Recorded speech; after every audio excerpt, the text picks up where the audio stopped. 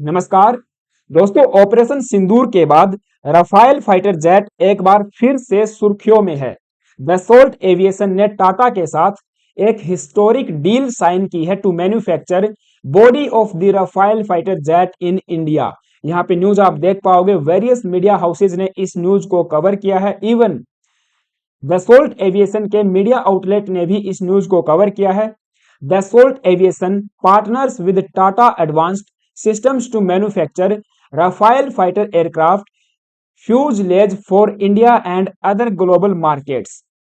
दोनों बड़े कॉन्ग्लोमरेट्स ने 4 प्रोडक्शन ट्रांसफर एग्रीमेंट साइन किए हैं ताकि इंडिया में राफेल फाइटर जेट की बॉडी, जिसे फ्यूजलेज कहा जाता है, मैन्युफैक्चर की जाए, जो मार्क करता है एक significant step forward in strengthening India's aerospace manufacturing capability and global supply chain में इंडिया की भूमिका भी इंश्योर करेगा। सो ये डील फर्स्ट एवर डील बताई जाती है कि जिसके तहत राफेल फाइटर जेट के कुछ कंपोनेंट्स को इंडिया में मैन्युफैक्चर किया जाएगा, इंडिया में उनका प्रोडक्शन किया जाएगा और इसके लिए एक डेडिकेटेड मैन्युफैक्चरिंग फैसिलिटी भी इंडिया के हैदराबाद में सेटअप की जाएगी। तो हैवी इन्वेस्टमेंट भी इंडिया में आने वाली है, ऐसा दसोल्ट एविएशन का कहना है। और एक हाई प्रिसाइजन मैन्युफैक्चरिंग फैसिलिटी भी सेटअप की जाएगी, जो कि एक क्रिटिकल हब के रूप में काम करेगा। यहाँ पे आप देखिए, under the scope of this partnership Tata advance system will set up a cutting edge production facility in Hyderabad for the manufacturing of key structural section of the Rafale fighter jet including the lateral shells of the rear fuselage, the complete rear section of the central fuselage and the front section। अच्छा, मैं आपको दिखाता हूं। यहाँ पे आप इस image में देख पा रहे होंगे, ये कुछ इस तरह का दिखने वाला स्ट्रक्चर है जो इंडिया में बनाया जाएगा। इसको और भी अच्छे ढंग से आप यहाँ पे समझिए, ये किसी एक विमान का या एयरक्राफ्ट का इमेज आपके सामने है। सो ये वाली जो बॉडी है, ये यहाँ से यहाँ तक की ये बॉडी और पीछे वाला पार्ट, इसके अलावा जो फ्रंट एरिया है, जो फ्रंट वाला पार्ट है, तो इन तीनों को मिलाकर कहा जाता है फ्यूजलेज। और इसके अलग अलग पार्ट्स भी होते हैं। तो जितने भी कंपोनेंट्स फ्यूजलेज में लगते हैं या फ्यूजलेज में इंस्टॉल किए जाते हैं, वे सब इंडिया में बनाए जाएंगे। तो कंप्लीट फ्यूजलेज बॉडी बनाई जाएगी। आप देखिए, फ्यूजलेज बेसिकली आउटर बॉडी होती है या आउटर सेल होता है किसी भी एयरक्राफ्ट का, एंड जो होल्ड करता है all the pieces of the aircraft together. तो जितने भी कंपोनेंट्स होते हैं, जो इंजन हो गया, वो भी इसके अंदर जो है रखा जाता है। तो यहाँ पे आप देखिए, ये वाला जो आपको नजर आ रही है प्लेट, इसको कहा जाता है कैबिन फ्लोर। यहाँ पे कैबिन फ्लोर होगा, इसके अलावा फ्रेम्स वगैरह, स्क्रीन जो है, ये पूरा इसका कंपोनेंट्स होते हैं। ज्यादा डीप में जाने की आवश्यकता नहीं है, लेकिन इतना समझ लीजिए, जो आउटर बॉडी होती है राफेल फाइटर जेट की, वो इंडिया में बनाई जाएगी। अब ये जब न्यूज सामने आई तो मैं देख रहा था इसको इसके बारे में काफी मैंने वीडियोस भी देखी, और बड़े बड़े मीडिया हाउस और कुछ ऐसे हमारे इंडियन मीडिया आउटलेट्स इतनी अतिशयोक्ति के साथ इस न्यूज को कवर कर रहे हैं कि पता नहीं, पूरा का पूरा राफेल फाइटर जेट ही इंडिया में बनाया जाएगा। कुछ कह रहे हैं कि स्वदेशी हो गया राफेल फाइटर जेट। अरे भाई, यहाँ पे इंजन नहीं बनाया जा रहा। अब मेन कंपोनेंट अगर आप मुझसे पूछो, अगर मेन राफेल फाइटर जेट या किसी भी फाइटर जेट की जो कंपोनेंट कहें या उसकी जो जान होती है, जो उसका हेल्थ होता है, वो इंजन होता है। बट इंजन यहाँ पे नहीं बनाया जा रहा, ना ही फ्रांस यहाँ पे ट्रांसफर ऑफ टेक्नोलॉजी कर रहा है, ना ही यहाँ पे कोलैबोरेशन किया जा रहा है कि चलिए हम आमका के साथ में आपको कोलैबोरेशन करते हैं, और जो आप 5th जनरेशन फाइटर जेट बनाने के लिए तत्पर हैं, उसके लिए जो इंजन आपको चाहिए, उसमें हम कोलैबोरेशन करेंगे।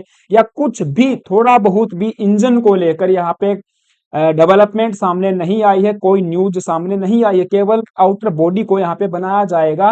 दसोल्ट एविएशन ने यहाँ पे क्लियर किया है, और वो भी ये फैसिलिटी सेटअप करने के बाद 2028 तक फर्स्ट बॉडी हम लोग यहाँ पे तैयार कर पाएंगे। और जब सक्सेसफुली ये फैसिलिटी अपना काम करने लग जाएगी, तो ये उम्मीद है कि पर मंथ 2 फ्यूजलेज यहाँ पे ये डिलीवर करेगी कंप्लीट करके, ताकि हम इंडिया में जो राफेल फाइटर जेट प्रिक्योर करने वाले हैं, 26 हम राफेल फाइटर जेट हमारी इंडियन नेवी के लिए, उनमें इनका इस्तेमाल किया जाए। दूसरा, जो दसोल्ट एविएशन दूसरे आपके अपने पार्टनर्स को बेचती है, जिनमें इजिप्ट भी एक देश शामिल है, इसके अलावा इंडोनेशिया और कुछ यूरोपियन कंट्रीज, तो उनको ये सप्लाई करेगी।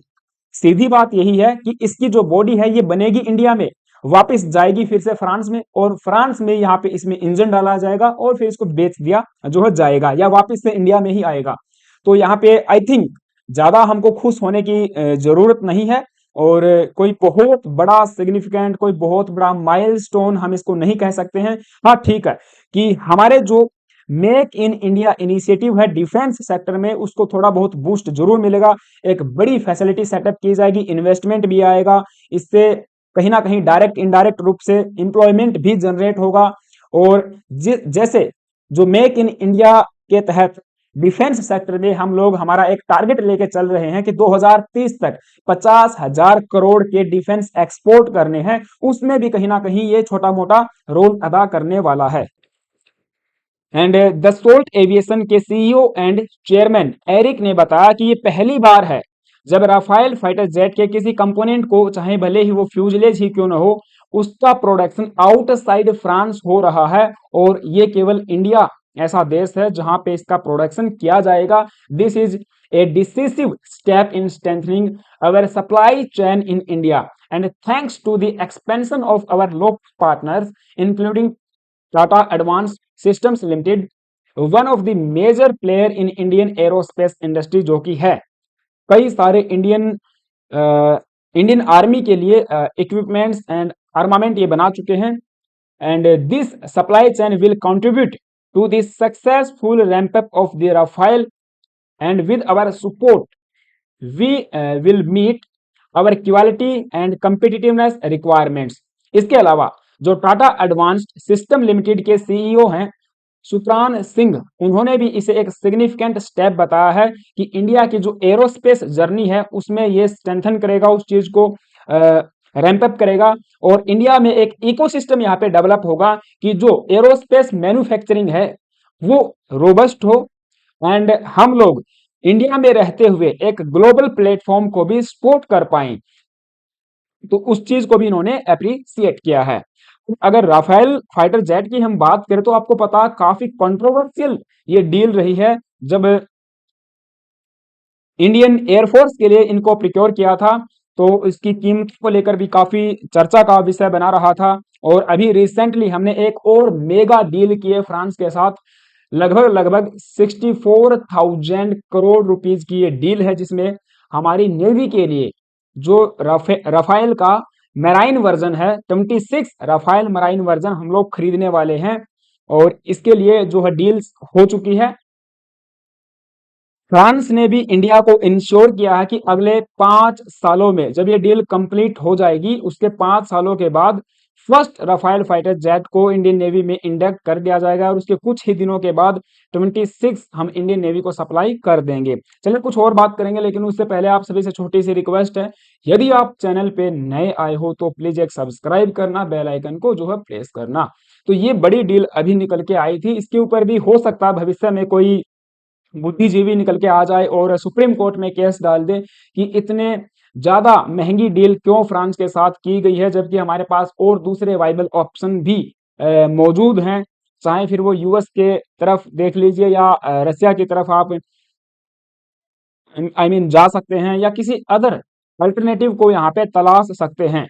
लेकिन यहाँ पे समझना ये होगा कि ये जो 26 राफेल फाइटर जेट हमारी नेवी के लिए आएंगे, ये कंप्लीटली शूट करते हैं हमारे आईएनएस विक्रमादित्य को और आईएनएस विक्रांत को, जो कि 2 एयरक्राफ्ट कैरियर्स हैं। और 26 इसीलिए खरीदे हैं, इस पे हमने पहले भी डिस्कशन किया था कि जो एयरक्राफ्ट हमारे आईएनएस विक्रांत है उस पे इनको डिप्लॉय किया जाएगा, तो उसमें कैपेसिटी इतनी ही है कि 26 फाइटर जेट्स को हम आसानी से उसके ऊपर रख सकें। और अच्छा, इसमें एक ये भी सिग्निफिकेंट चीज है कि 24 ऐसे होंगे जो जो कि सिंगल सीटर होंगे, और यहाँ पे सॉरी 22 सिंगल सीटर होंगे और 4 होंगे ट्विन सीटर वेरिएंट, जो कि प्राइमरली यूज किए जाएंगे ट्रेनिंग पर्पज के लिए। जो नए पायलट्स आएंगे उनको सिखाने के लिए उनका इस्तेमाल किया जाएगा। तो यहाँ पे पूरी चीजों को ध्यान में रख के इस डील को किया गया है। अब ठीक है, हमको चाहिए हमारे जो ओल्ड फाइटर जेट्स हैं, जैसे कि आप बात कर सकते हो सुखोई की, मिराज की, जो कि मिराज पर्टिकुलरली यहाँ पे ऑपरेट किए जाते हैं आईएनएस विक्रांत से, उनको हमें क्या करना है, रिप्लेस करना है। और जो ओल्ड एजिंग फ्लीट है उसको भी कहीं ना कहीं रिप्लेस करना है। तो ओवरऑल कंक्लूजन में ये कह सकते हैं कि देखा जाए तो ठीक है, अच्छी डील है। मेक इन इंडिया इनिशिएटिव को बूस्ट मिलेगा और एक हैवी इन्वेस्टमेंट इंडिया में आएगी। एक मेजर, आप समझिए, कटिंग एज टेक्नोलॉजी से लेस फैसिलिटी इंडिया में हम लोग सेटअप करने वाले हैं। टाटा भी यहाँ पे इन्वेस्टमेंट करेगा, कहीं ना कहीं दसोल्ट भी इन्वेस्टमेंट करेगा। लेकिन फिर भी जिस चीज की कमी है वो कमी सामने नजर आ रही है। इंजन को लेकर कोई भी डेवलपमेंट सामने नहीं आई है, कोई भी एक्सपर्टीज ट्रांसफर करने की बात नहीं आई है। आपका क्या मानना है मुझे कमेंट बॉक्स में जरूर बताना अपना ओपिनियन। एंड वीडियो अच्छी लगी तो लाइक कर सकते हो। इसके अलावा चैनल पे नए आए हो तो एक सब्सक्राइब कर सकते हो। Thank you, have a nice day.